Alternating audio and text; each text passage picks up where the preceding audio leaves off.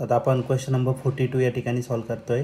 तर question number 42 दिलेला आहे. A particle at rest start moving with a constant angular acceleration 4 rad per second square. तर constant angular acceleration दिलेलं आहे 4 alpha दिलेला आहे या ठिकाणी इन अ सर्क्युलर पाथ.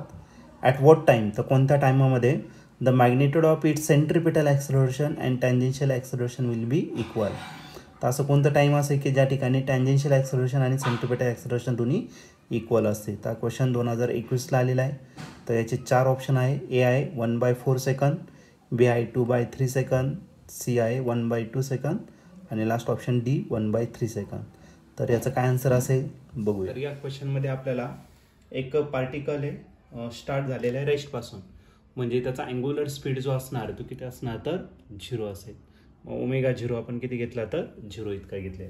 त्याच्यानंतर हा पार्टिकल मूव्ह करतोय एका कॉन्स्टंट अँग्युलर ॲक्सलरेशन किती आहे तर अल्फा, आणि अल्फा कॉन्स्टंट आहे तेवढं लक्षात ठेवा. ठीक आहे, अल्फा कॉन्स्टंट आहे आणि तो किती येतं 4 रॅड पर सेकंड स्क्वेअर. एवढं तुम्हाला अल्फा दिलेला आहे. त्यानंतर दिलेलं आहे तुम्हाला सर्क्युलर मोशनमध्ये होत आहे. ॲट वॉट टाईम, म्हणजे कोणत्या टायमाला the magnitude of centripetal acceleration and tangential acceleration will be equal. तर आपल्याला टाईम फाईंड करायचं आहे, पण त्याच्यात कंडिशन अशी दिलेली आहे. तर रॅडियल ॲक्सलरेशन आणि टँजेन्शियल ॲक्सलरेशन दोघांची व्हॅल्यू कशी आहे सेम. टँजेन्शियल ॲक्सलरेशन जर घेतलं तर टँजेन्शियल ॲक्सलरेशनचा फॉर्म्युला आर इंटू अल्फा आहे, आणि रॅडियल ॲक्सलरेशनचे बरेचसे 3 फॉर्म्युले. तर एक आहे रॅडियल ॲक्सलरेशनचा फॉर्म्युला, पहिला लिहून देतो मी तुम्हाला. Radial acceleration is equal to v omega, दुसरं v² r आणि तिसरं r ओमेगा स्क्वेअर. ओके, आता आपल्याला ओमेगा फाइंड करायचा आणि आर पण दिलेलं आहे. तर एक काम करून मग थर्डवाले इक्वेशन या ठिकाणी आपण यूज करून टाकू, आणि तो का असेल तर r ओमेगा स्क्वेअर. इथला r आणि r काय झाला कॅन्सल, म्हणजे आपला ओमेगा स्क्वेअर जो भेटला तो काय भेटला तर अल्फा इतका भेटला. पण अल्फाची व्हॅल्यू दिलेली आहे तुम्हाला, किती दिलेली आहे 4 इतकी दिलेली आहे, बरोबर की नाही. मग याचं स्क्वेअर रूट जर घेतलं तर आपला ओमेगा भेटेल किती तर 2 रॅड पर सेकंड, एवढा ओमेगा भेटला.